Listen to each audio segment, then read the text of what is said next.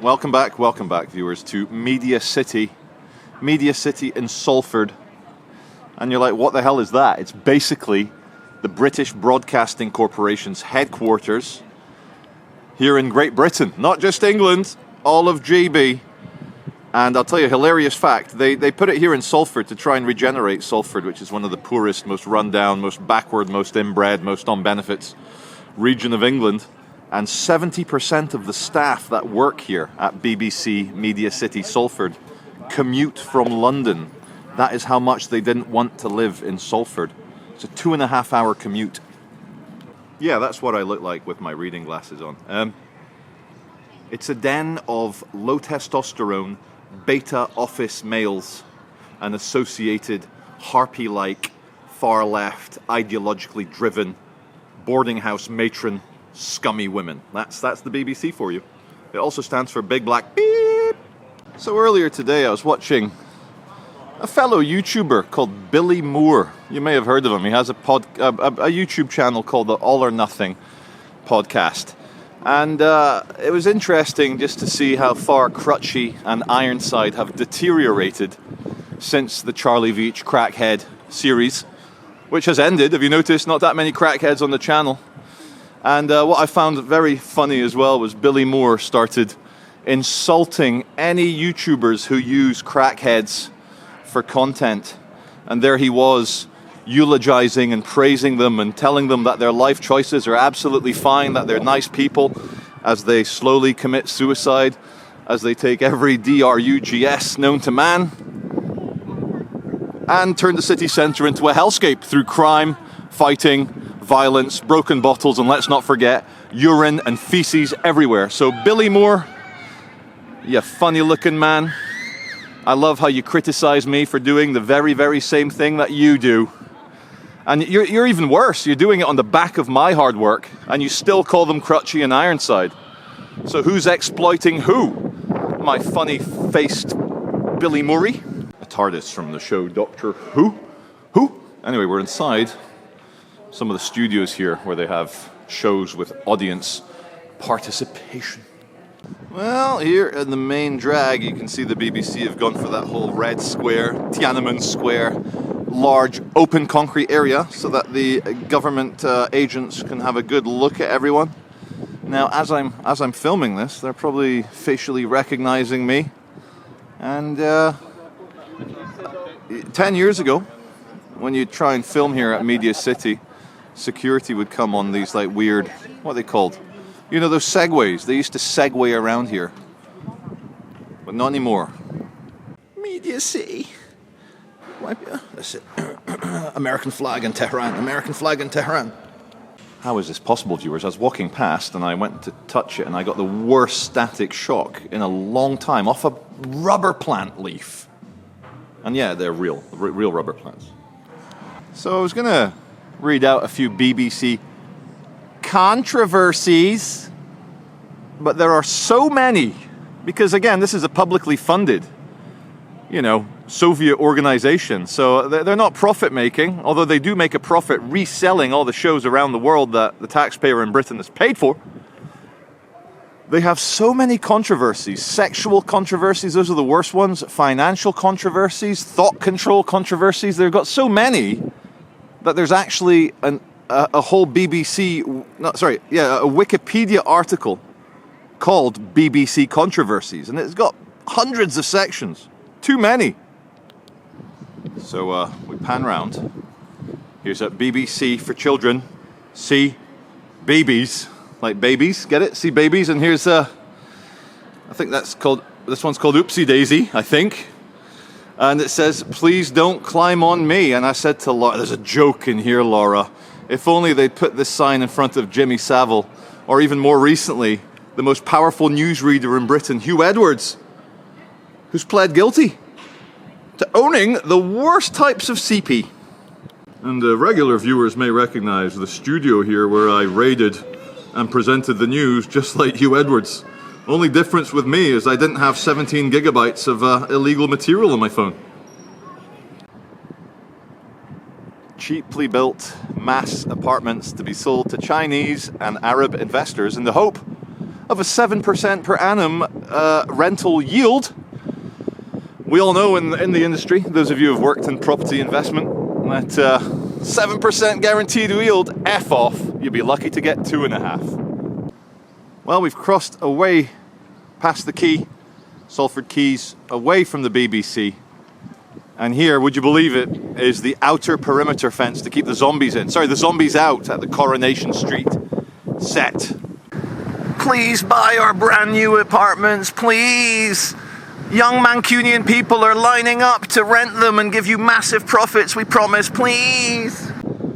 We're here at the Coronation Street perimeter fence. It's big. It's a big set. It's a big pretend city. It's like the Truman Show, but for low IQ people. The Truman Show, and it's not as advanced as that. Everyone knows they're on the set.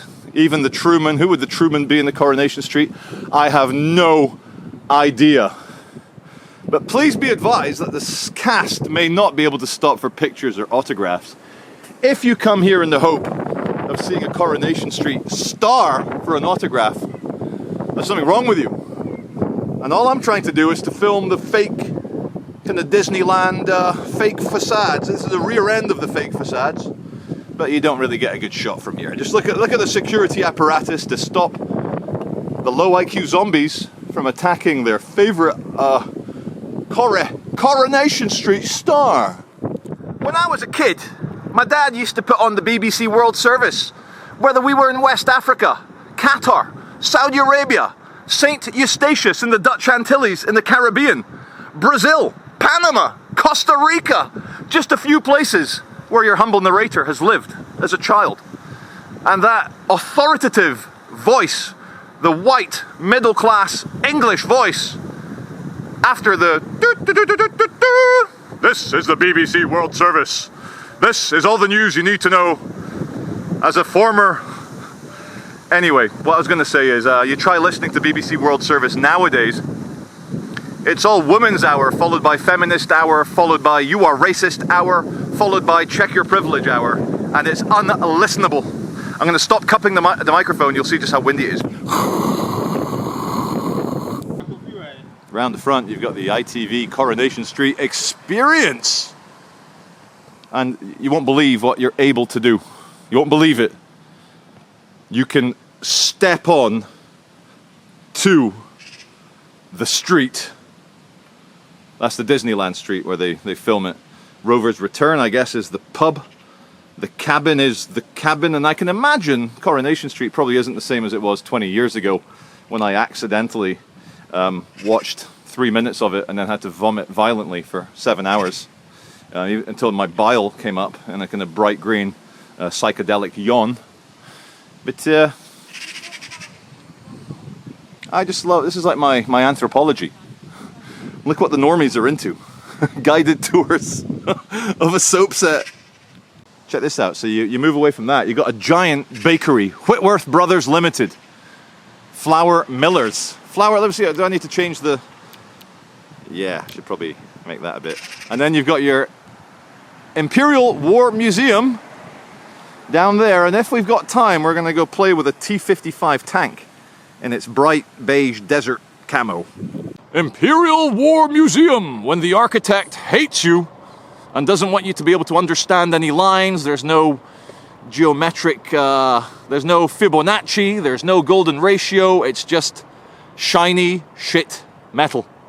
Check it out, viewers, the T-55 tank was designed and made by the Soviet Union during the Cold War. It's the most widely used tank of all time and still used around the world today. You'll see this in Ukraine, Kursk, Donetsk, Luhansk.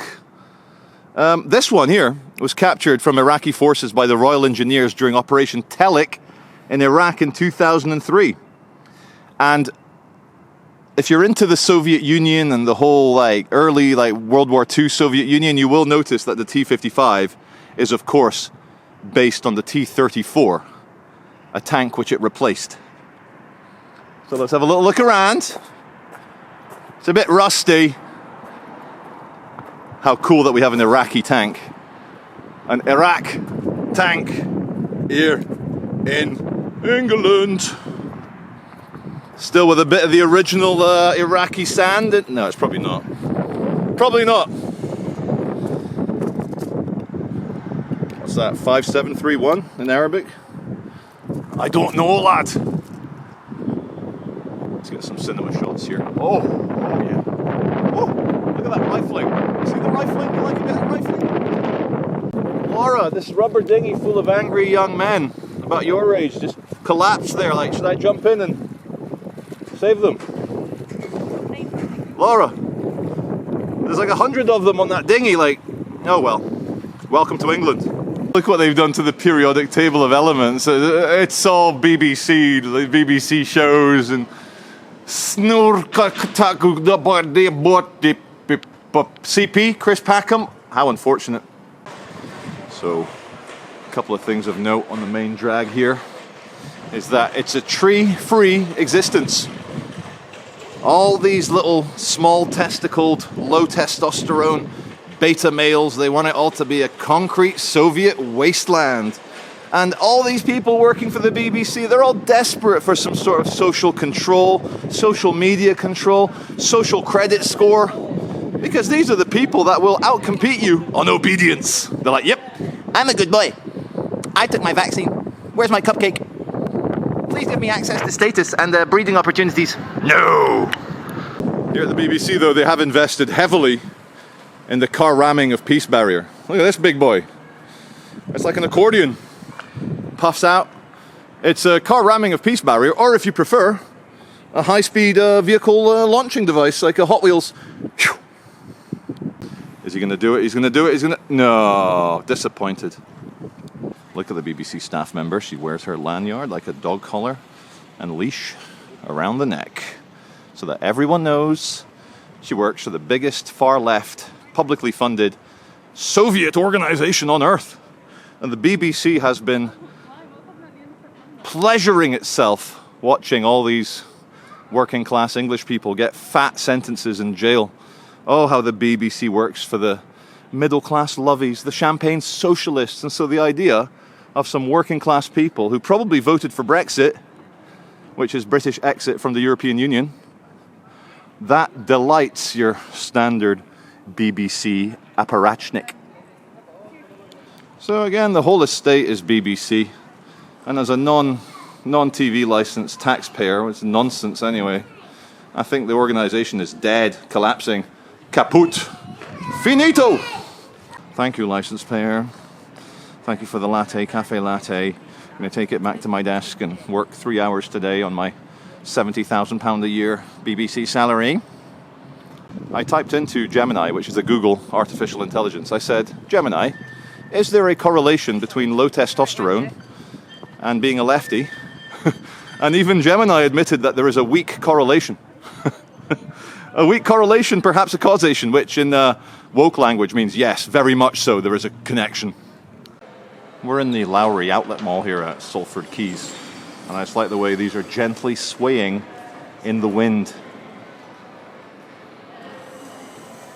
And cut. I saw it, and now you have to. I4Y PC, in it for young people, charity lads, in it. Urban. Stab. One more rubber dinghy down. Rubber dinghy down.